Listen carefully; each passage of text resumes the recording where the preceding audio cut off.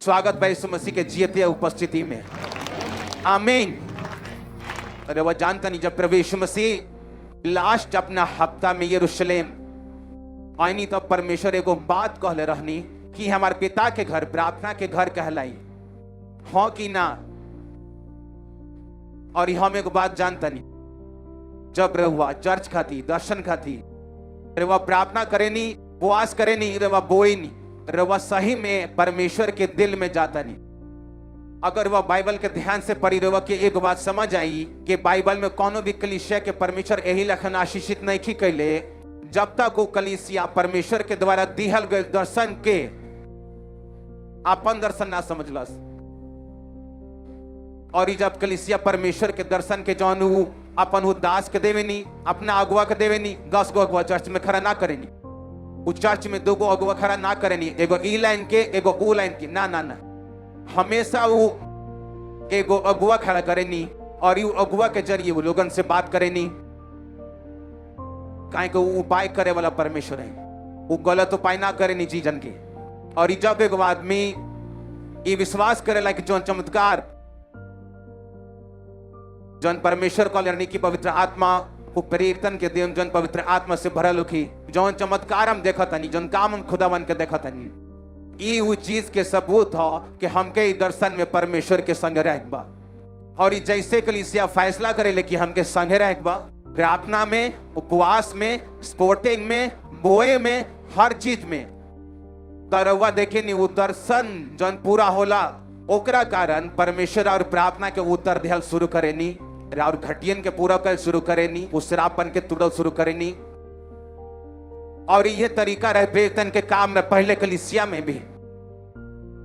और जब हमने के समझ ले कि परमेश्वर के दर्शन है और ये हमारा प्रार्थना में रह बा, और तब जो और खास मामला बा, और खास जिंदगी के, और परिवार के, और पैसा के, और दिमाग के, परमेश्वर उन पर दया कर शुरू करेनी। यही खातिर पौलुस खोले रहे कि अब हमारे परमेश्वर काहे कि तू लोग कमी में देहला लोग, अब हमारे परमेश्वर तालु के हर कमी के महिमा सहित मसीह यीशु में पूरा करे। वो सब कलीसिया खातिर ना रहे। पतरस कुछ कलीसिया लोग के कहा था कि तू लोग ओकर कोरा खैला से चंगा हो चुकल बालू। अगर वह ध्यान से बाइबल पढ़ी तब पतरस अविश्वासी लोग के बात ना कहले रहे, बल्कि विश्वासी लोग के कहले रहे। हालेलुया। अपना हाथ के उठा के बोली हालेलुया। जब वो भी वो परमेश्वर द्वारा दिहल के यही खातिर वो ध्यान से ई बात के समझे कि का है परमेश्वर के अभिषिक्त लोगन के जानबूझ के शैतान विरोध करेला, जानबूझ के गड़बड़ी पैदा करे के कोशिश करेला। लेकिन एगो बात रिवा के ध्यान से समझे बा, एगो बाप चाहे तो 100 गो लड़का पैदा कर सकेला, लेकिन अगर लड़का चाहे बाप के पैदा करे के वो कब्बो ना कर सके। अगर वह मसीहत में विन जीत आशीष के देखे चाहता नहीं, रेवा के एक बात समझे पड़ी, ना बल से ना शक्ति से, बल्कि उनका आत्मा के द्वारा। आज मसीहत में लोग फेल हो जरा सेवा में, अपना लाइन में, जौन दर्शन वो लोग बढ़न बढ़न स्टेज पे बोलेला कि हम हई कदम, लेकिन होला ना। ओकर कारण ही है कि हर दर्शन के पूरा करे खातिर एगो प्रोसेस है, एगो तैयारी है जौन परमेश्वर वो लोग के देवे नहीं। अगर वह यूहन्ना के सुसमाचार यूहन्ना 1:15 यूहन्ना ओकरा बारे में यानी यीशु मसीह के बारे में गवाही दहलन और चिल्ला के कहलन कि उहे है जेकरा बारे में हम कहले रहनी कि जे हमरा बाद आ रहल बा वो हमसे बढ़ के बा, काहे कि वो हमसे पहले रहे। यूहन्ना कहलन वो हमसे का रहे, पहले रहे। जबकि अगर वह बाइबल अपन पढ़ी ध्यान से तो यूहन्ना पहले रहे, वो 6 महीना बढ़ रहे। यीशु मसीह के जन्म यूहन्ना के बाद भइल, लेकिन परमेश्वर उनका वचन में का लिखलस, यूहन्ना कहलन काहे कि वो हमसे पहले रहलन। गिदौन जब जात रहे और इस सामने एगो बरहन से न रहे, तो वो दिल में सोचता कि सामने एगो बरहन से ना बा, हमके बहुत ढेर सेना की जरूरत बा, हमके और ही लोगन के जरूरत बा, ना तो हम जीत ना पाए। और ये जानता नहीं कि परमेश्वर का कहनी, ना बल से ना शक्ति से, बल्कि हमरा आत्मा के द्वारा। परमेश्वर कहनी जितना तू सोचत रहे नहीं कम बा, हम और ये से कम कर बानी। ताकि जब ते जीते तोरा ई मालूम हो कि ना बल से ना शक्ति से ई जीत हमरा आत्मा के द्वारा तोरा मिलल बा। और ई जैसे परमेश्वर कहने के अब तू ऐसा कर, नदी के किनारे जो और इस सगरे के पानी पिए के कह, और ई जन चप्पड़ चप्पड़ करके पी कुत्ता खाने ओकनी के रख ले, बाकी छोड़ दे। और ई हजारन से सैकड़न में आग लेलस, और ई परमेश्वर ओकनी के जीत देहनी। ई जीत और जिंदगी में जरूर बा। पवित्र आत्मा कहता हमने की जान के आमीन कहता हम कनी जीत और जिंदगी में जरूर बा यीशु मसीह के नाम में। हालेलुया। वो कहलस हमसे पहले रहे काहे के मसीहत में, आत्मिक जीवन में, ई आत्मिक जर्नी में उम्र के कोनो वैल्यू नहीं थे। रिवा से 25 साल छोट और अगवा हो सकेला। यूहन्ना कहलस हमसे पहले रहे, जबकि यूहन्ना बढ़ रहे, लेकिन वो कहलस ना, यीशु मसीह हमसे पहले रहनी। अपना पड़ोसी से कहीं आत्मिक बन, फिर से कहीं अपना पड़ोसी के स्पिरिचुअल मैटर्स में, आत्मिक चीजन में राउर अनुभव, राउर उम्र कौनो मायने ना रखेला राउर अगुवा के सामने। और यह चीज है आत्मिक जॉन गिदौन खातिर एगो हथियार बन गई, और ये परमेश्वर के जितावनी हमरे वो के जीतल देखतानी। हालेलुया। रे जे लखन परमेश्वर के महिमा करतानी, एकरा खातिर परमेश्वर के तारीफ करी के मौका देले बा। अपना पड़ोसी के बोली आत्मिक बन, तो फायदा यही में बा। आमीन। परमेश्वर कहने की दौन ना, तू सोचे तरे तुरा और ही लोग चाहिए, लेकिन हमें लखन ना सोचे नहीं, हमें के नहीं और ही काम करें, लेकिन तोरा के जीत दे। काहे कि ना बल से ना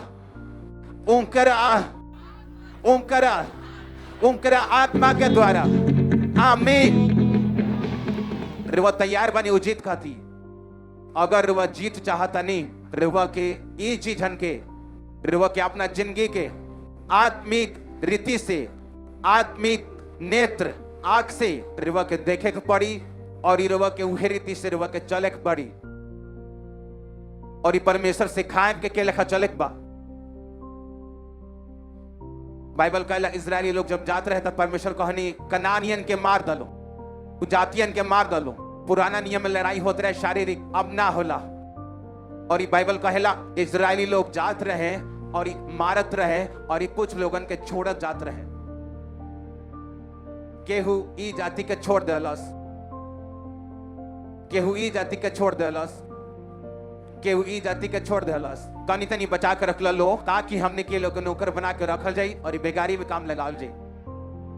और जब परमेश्वर उ लोगन से मिलनी तो कहनी कि तू लो हमरा बात के उल्लंघना काहे कर लो, और तू लो आत्मिक रीति से काहे ना चल लो, तू लो अपन दिमाग के प्रयोग काहे कर लो, अपन दिमाग के इस्तेमाल काहे कर लो, ई लोगन के काहे छोड़ दे लो।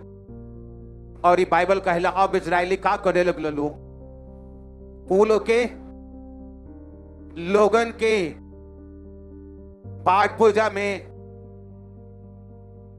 लीन होके लागल। और ये बाइबल कहेला परमेश्वर वो लोग के लुटेरन के हाथ में कर देनी। दूसरा न्याय के पुस्तक हमने के पढ़ल जाई, ओकर दू बाप यहोवा के दूत गिलगाल से बोकी में जाके कहे लगल हम तोहनी के मिस्र से ले आके उद्देश्य ने पहुंचनी, जरा बारे में हम तोहनी के पुरखन से क्रिया खैले रहन। हम कहले रहनी कि जौन क्रिया हम तोहनी से खैले बनी हो के हम कबो न तुरेम। तू लो देश के निवासियन से क्रिया ना खइलो, उ लो के वेदी गिरा दिहलो, लेकिन तू लो हमार बात ना मान लो, तू लो एंगा काहे कइल। एही से हम कहता नहीं कि हम उस जातियन के तोरा सामने से ना हटाए, और वो तोहनी लोग के बाजा में काट तोहनी लोग के, और योगनी के देवता तोहनी खातिर फंदा बनी। जब यहोवा के दूत सब इजरायली लोगन से ई बात कहलन, तब वो लोग चिल्ला चिल्ला के रोए लागल।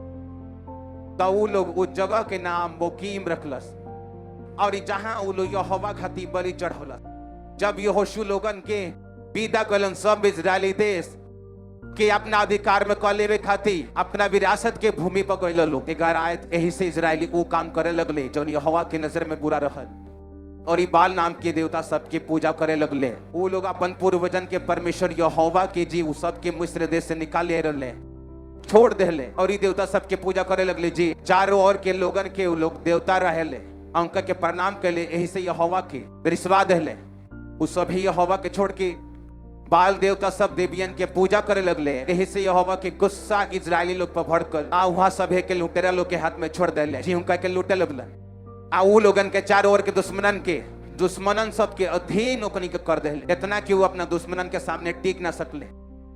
जहां जहां वो लोग जात रहल यहोवा के हाथ उनकरा लोग पर विपत्ति लेके आई, यही से कि यहोवा पहले ही कहले रहले, जैसे कि वो शपथ खैले रहले, यही से वो लोग भारी संकट में पड़ गइलन। बाकी यहोवा वो लोग खातिर न्याय खड़ा करत रहले जी, उनका के लूटे वाला के हाथ से बचावेलन। 21 आयत के हम पढ़े, यही से जे जातियन के यहोशुआ अपन मरते बकत छोड़ देले रहले, यहोवा कहले ओही में से अब हम सभे के तोहनी के सामने से अब ना निकालब, काहे के वो लोग के जरिए हम इजरायली लोग के परीक्षा ले कि जैसन वो लोग के पुरखा लोग हमारे राह पर चलत रहे वही तरह हमारे राह पर चलता कि ना।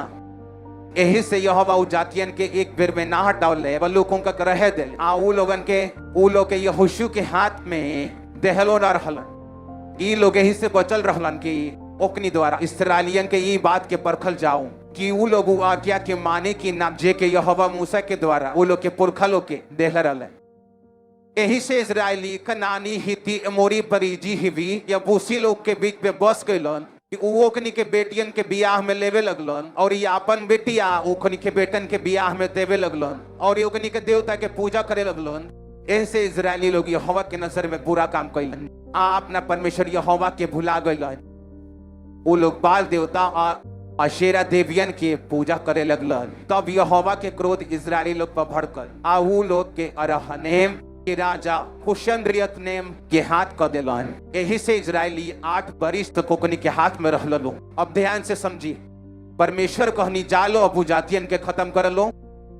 पुराना समय के बात है, आज रे करो जाति खत्म ना करे। हमनी के लड़ाई आज केकरा संगे बा? शैतान से, आत्मिक शक्तियन से। ई एगो उदाहरण रहल पुराना नियम में ताकि वह समझ सकी। लेकिन बाइबल कहेला जवन गोत्र लड़े खातिर जात रहे, कुछ लोग के छोड़ देते रहे ताकि हमनी के पानी भरे के काम आ सके, खेत में काम आ सके, खेती बाड़ी करे में काम आ सके, हमनी के नौकराई कर सके, कि हमनी के अपने खाली रही सो लेकिन इससे काम कराल जाई। और ये परमेश्वर ये बात पर खिसियानी और कहनी अब हम एगो काम करें, अब हम जातियन के तहार लोग के नजर से दूर ना करें, और ये हम जांच करें कि तू लो हमारा रास्ता पर चलता लो कि नहीं खलो चलत। ये मुसीबत आ चुका है अब कि एगो आशीष रुक रहे वो लोग के परमेश्वर के आज्ञा ना मनला के कारण भइल का वो लोग उल्टा कैलस। जब परमेश्वर ओकनी के नजर से दूर ना कैनी, अभी लोग अपन बेटियों ओकनी के देवे लागल, ओकनी के बेटी लेवे लागल। पहले तो ओकनी के लुटेरे लोग सन, अब परमेश्वर परमानेंट एगो राजा के हाथ में वो लोग के क देनी। और ये पहले तो जब वो लोग परमेश्वर के आगे के उल्लंघन करते रहे, लिखल वा लुटेरा ओकनी के लूट के चल जाते रहे। जे लेखन शैतान का करे खातिर आवेला, चोरी करे, घात करे, नष्ट करे, लूटे खातिर, राउर सेहत के लूटे खातिर, पैसा लूटे खातिर, परिवार के शांति लूटे खातिर, राउर उम्र के लूटे खातिर। और ये परमेश्वर वो लोग के कौम में सजा देके समझाओ तुरानी के सुधर जालो। और ये अब परमेश्वर कहनी कि हम जातियन के दूर ना करें, और हम तालु के जांचे पाव एकरा के वो लोग जातियन के दूर कर लो या परमेश्वर के सामने तोबा कर लो, चाहे परमेश्वर के साबित कर लो कि ना हमनी के वसंग वफादार बनी सो, हमनी के वो जातियन से कोनो नाता ना रखम सो। ये करे के बजाय उल्टे वो लोग बियाह कल शुरू कर दिलस। अपना आत्मिक जीवन में रेवा चले नहीं, रेवा से गलती हो गई, रेवा परीक्षा में फंस गई नहीं, अब वो परीक्षा में फंस गया और ही नीचे जाए बा के वही जरूर के तौबा करे। और ये आत्मिक आंख से देखे कि लुटेरा लूट रहल बाड़ सो। शैतान छीनता हमें के बदल सकता नहीं अगर अभियो हम सुधर जाए तो। लेकिन वो लोग मूर्खता ही कैलस, सुधरे के बजाय, अपने आप के सुधारे के बजाय अपने आप के और ही बिगाड़ लेलस और ये अपन हालत पहले से खराब कर लेलस। कि पहले खाली लोग लूट के चल जाते रहे, अब परमानेंट एगो राजा के परमेश्वर हाथ बोलो के कह देनी। और आत्मिक जीवन में रुआ से गलती भइल, रुआ से मिस्टेक भइल, रुआ प्रभु से हटनी, रुआ गुनाह करनी, रुआ गिर गईनी, ओकरा बाद हम लोग के देखले बनी उठे के अलावा लोग लगे पीछे जाए खातिर तैयार रहे। लोग ई ना कि उठल जाओ तो अब कल जाओ, जौन छिना गईल अब वो छिना गईल अब का कल जाओ। अगर परमेश्वर के लगे जाए सो तब परमेश्वर फिर से हमनी के जिंदगी के ठीक कर सकता नहीं, वो ऐसने बना सकेनी। लेकिन एकरा अलावा वो लोग का कैलस और ही पीछे गईल और ही परमेश्वर से और ही मार खेलल और ये अपना जिंदगी के तबाह कर लेलस। जब रे वो अपन आत्मिक आंख के खोल के रखे, अपन अंदरूनी आंख के खोल के रखे, रे वो समझ जाए कि पाप के वजह से, ई गलतियन के वजह से हम संघर्ष करतनी। अब जब रे वो संघर्ष करतनी, रे वो खातिर परमेश्वर में चलल मुश्किल होला, काहे कि और पाप के वजह से, गुनाह के वजह से रे वो के संघर्ष रहेला जिंदगी में। अब और ही मुश्किल होला परमेश्वर में चलल, चाहे वो पवित्रता के परस्यू कैल, ओकर पीछा कैल। लेकिन जब रे वो फैसला कर लेवे नी कि हम जौन देख रहा बानी वो सही नहीं है, अगर हम ठीक से परमेश्वर में ना चलनी और ये परमेश्वर की ओर ना मुड़नी तो ये कंडीशन और ही खराब होगी। और आत्मिक लोग फैसला करला कि ना हम परमेश्वर के करीब जाए और ये परमेश्वर से पूछे कि वो का चाहता नहीं, लेकिन उनकर जो लिखल वचन बाइबल में पहले ही से लिखल बा हम ओके पूरा करें। और वो चल शुरू करेला परमेश्वर में, कठिनाई के बावजूद, परीक्षा के बावजूद, तब छुटकारा एंटर करेला, आशीष एंटर करेला। अरे वह देखे नहीं कि और गवाही के लखन परमेश्वर वह के देता नहीं। राउर आस पास के लोग के लखन राउर आत्मिक जीवन के कारण प्रभावित होता, राउर समाज प्रभावित होता, राउर देश प्रभावित होता, आशीषित होता, कहीं कर वह प्रार्थना बने। लेकिन जे आत्मिक मूर्ख लोग बा, जब एगो परीक्षा उलो पा आवेला, उलो के अपना कमी के वजह से उलो और ही पीछे भागेला, काहे कि वो लोग मसीह जीवन तब और ही कठिन लागेला और ही मुश्किल लागेला। लेकिन जब वो फैसला कर ले कि परमेश्वर की मर्जी से बढ़, अगर हम ऐसा ना करती तो परीक्षा में ना फंसती। लेकिन अब बहु हमरा लगे मौका बा, काहे कि हमारे परमेश्वर एगो दोसर मौका दे वाला परमेश्वर। वो पतरस के देनी, उरेवा के देम, देहनी के ना देनी पतरस की। पतरस को तो हम दिन के जानते नहीं की, परमेश्वर रात के कहते रहे पतरस प्रार्थना करता कि परीक्षा में ना पड़े। ओकरा लागत रहे हमरा पर कौन परीक्षा आवे, बाद मारे के ताहरा बा, हम कौन परीक्षा, हमरे पर कौन परीक्षा आ जाए। और ये रात भर प्रार्थना करे वाला प्रभु यीशु मसीह अगले दिन वो क्रूस के उठा के सब परीक्षा से निकल के मर के तीसरा दिन मुर्दा में से जी उठ के जीत जानी। और ये पतरस जौन ये कहत रहे कि हम प्रभु रवा के हाथ लगाई ना तो हम ओके मार दे। और ये सच रहे, जब पतरस जब प्रभु के पकड़े खातिर अइला से पतरस तलवार मरलस और ये कान ओकर उड़ा देले रहे। रेवा के का लगता पतरस कान उड़ावे खातिर तलवार मरले रहे, वो कपार के बीच में मरले रहे, वो मारे खातिर मरले रहे। लेकिन वो हट गए और ओकरा कान पे लागल और कान ओकर उतर गई। वो इतना दिलेर रहे शारीरिक, लेकिन शारीरिक दिलेरी काम ना आइल। और ये बाद में का कहलस, हम इनका के नहीं जानत, हम इनकरा के जानत नहीं की। और जब प्रभु यीशु मसीह मुर्दा में से जी उठनी तब परमेश्वर को आनी जाल और हमरा चेलन से और पतरस से कहलू, काहे कि उस समय पतरस परमेश्वर के चेला ना रहे, काहे कि वो अपना मुंह से परमेश्वर के इनकार कर चुके रहे कि हम इनका के नहीं जानत, लानत हो जे इनका के जान धोके। हम तो कबो देखल नहीं कि कॉलर लागते ही है, 3 बार ओकरा के कॉलर और 3 बार इनकार करते गए। और जब परमेश्वर मुर्दा में से जी उठनी तब कहनी कि जा लो हमरा चेलन से और पतरस से कहलो कि हम जी उठल बानी, काहे कि वो परमेश्वर के चेला ना रहे। जवन नाप से परमेश्वर कहनी तू नब्ब, उहे नाप से तारा कती नापल जाई, जे का खोनी उहे ओई में है। और जब पत्थर ढुलकाई उहे पत्थर के सामने आई। लोग हमसे कहला अच्छा फलाना रुआ संगे हैंग करता रुआ का करे चाहत है। हम कहनी हम कुछ नहीं करे चाहत। हम कहनी हम अपना जिंदगी में कोनो लड़ाई नहीं किया रहा, काहे कि हम कबो लड़ल नहीं के लड़ल बा और यू कबो हारे नहीं ना, हमें वो कबो हारे नहीं ना, फिर वह जीत ले परमेश्वर से कबो ना। ऐसे अपना लड़ाई के परमेश्वर के कहीं लो लड़े खाती। हालेलुया।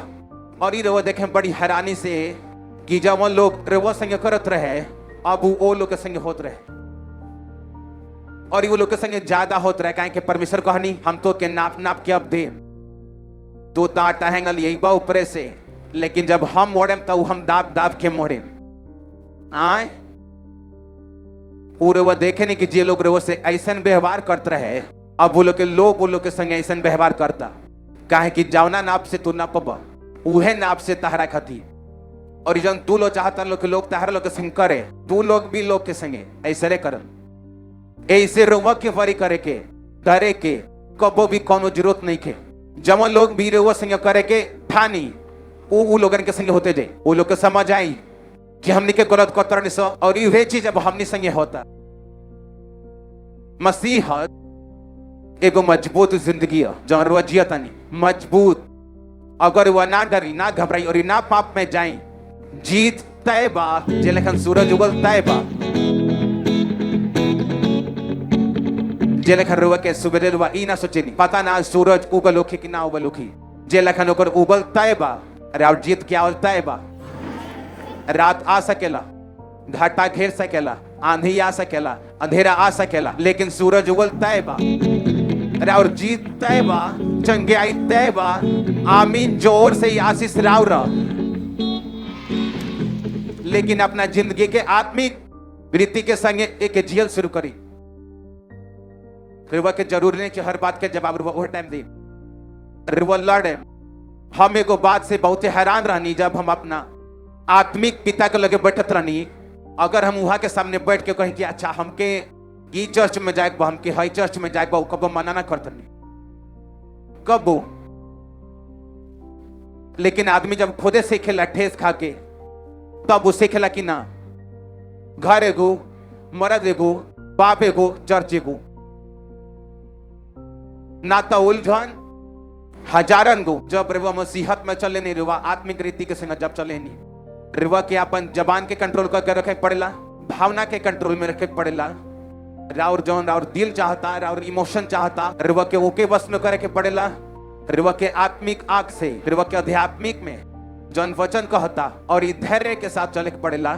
जीत तय बा हम कह रिवा तब देखे नहीं कि परमेश्वर वक्त लड़ता नहीं। रिवा देखे नहीं कि और दुश्मनन के मजाक बनाता नहीं। वो तब देखे ने कि अब वो खातिर अब कुछ करे के जरूरत नहीं की वो लड़ता नहीं वो लोग खाती। और परमेश्वर ये बतावे नहीं कि वह जीत खाती भीड़ ना चाहे, वो सैकड़न से भी लाखन के मरवा सकेगा। वो कहनी ये होशु चप्पड़ चप्पड़ पानी पिए वाला के ले जा कहलस परमेश्वर ई 200 ई 300 ई 500 लोग वो मार पाए लो लाखन के। परमेश्वर कहनी हाँ ना बल से ना शक्ति से। अरे वह जब मसीह में चलम ना फिर वह जब मसीह में आगे बढ़े अरे और मंजूरी के अनुसार काम ना हो कि कई बार जमर रुआ चाहता नहीं जमर रुआ के लागत है कि अगर ऐसा हो जाए तो हमारा फायदा हो जाए और हम परमेश्वर में हेलखन काम कर पाए। अगर ऐसा हो जाए तो हेलखन काम परमेश्वर रुआ के ऐसा काम करे ना देनी रुआ के सिंपल चले के होला और परमेश्वर अपना इवेंट्स के अपन घटना के अरे और सामने प्रकट करे नहीं।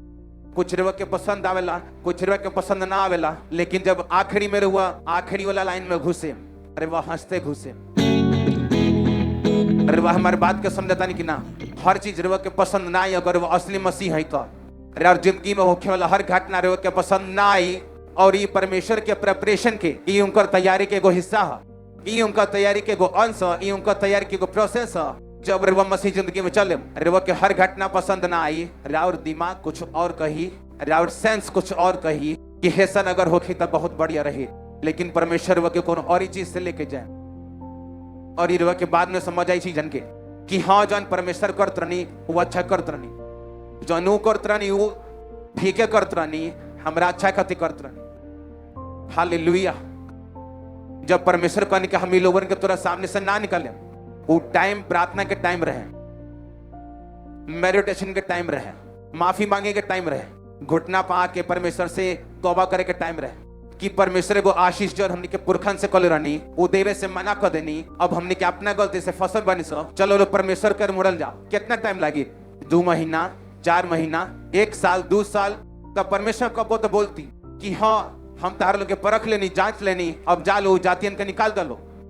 लेकिन परीक्षा में फसला के बाद जोन कमिटेड रहे वो क्योरी कर दलो और ये परमेश्वर 8 साल एगो राजा के हाथ में कर देनी।